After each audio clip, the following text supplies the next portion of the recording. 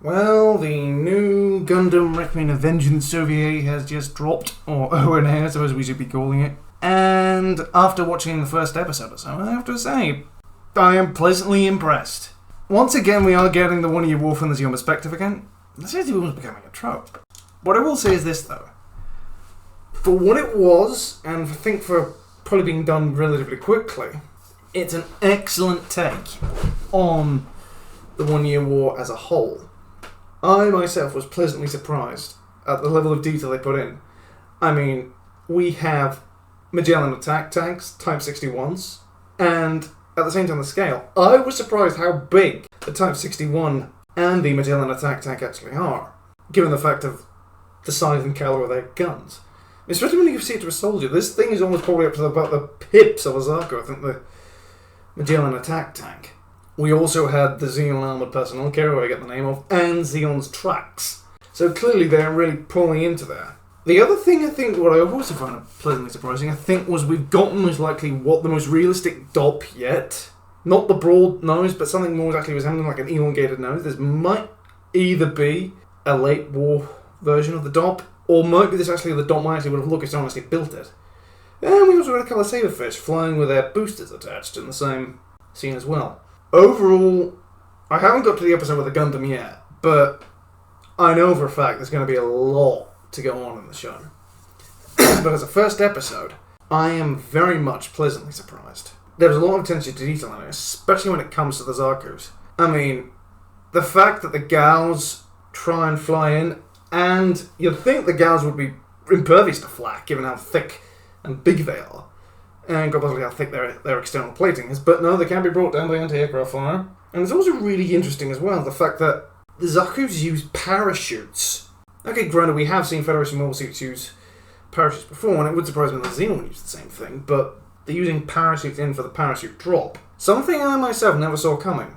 And yeah, conventionally the Federation do seem to be winning, and I think for a fact that ambushing is actually one of their best options during some of the battlefields where they were on the run. As a result, the Federation have become very used to using ambush tactics. But beyond that, and everything else, it's been a very, very interesting, very good run.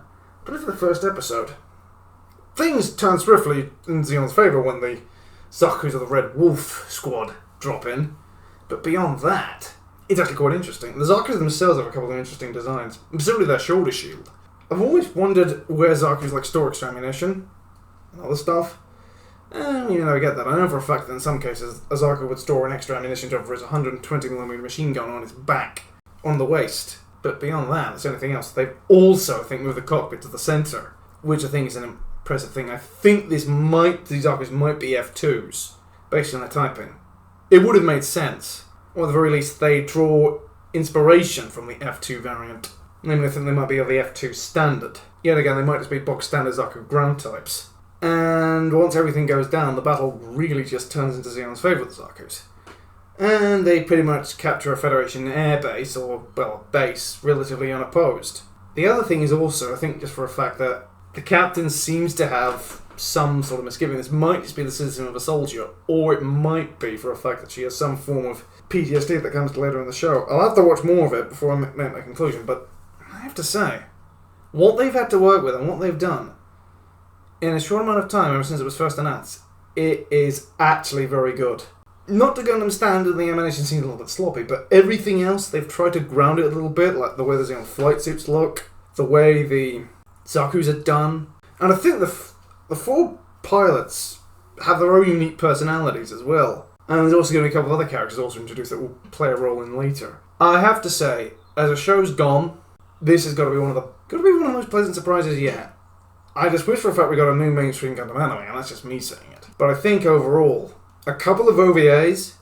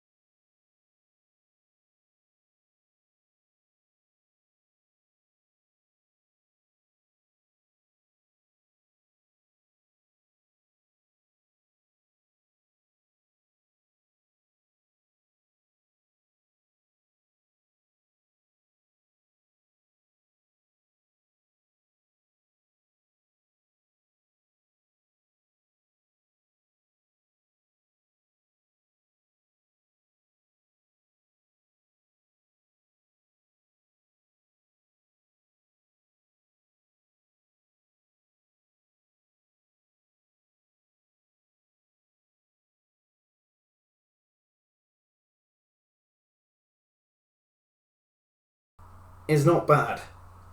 And I think this one, Netflix is becoming, the bespoke Gundam platform. It makes me think, what else are they going to put on it sooner or later? But we'll find out later on. With that, I've been the Universal Challenge. Please leave a like, comment, subscribe, and I'll catch you on the next one. Cheerio!